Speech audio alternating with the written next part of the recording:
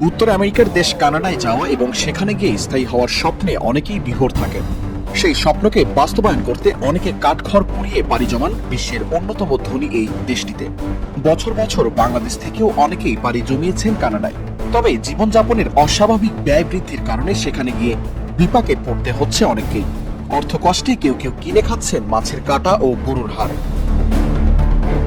একটা সময় এই মাছের কাঁটা বা মাংসের হাড় বিক্রি করা হতো চাইনিজ বা এথনিক দোকানগুলোতে, যেখানে সাধারণ নিম্নবিত্ত বা নিম্ন মধ্যবিত্তরা বাজার করে। কিন্তু এখন দেখা যাচ্ছে এগুলো কানাডার মূলধারার গ্রোসারি দোকানগুলোতেও বিক্রি হচ্ছে, অর্থাৎ এগুলোর ক্রেতা বাড়ছে। অনেকেই এগুলো কিন্তু স্যুপ বানানোর জন্য, কিন্তু এখন অনেকেই সাধারণ খাবার হিসেবে কিনছে মাছ মাংস কেনার সামর্থ্য কমে যাওয়ার কারণে। সামান্য মাছের কাঁটা কিনছে $4, যা বাংলাদেশি টাকায় 439 টাকা, এবং মাথা 548 টাকা।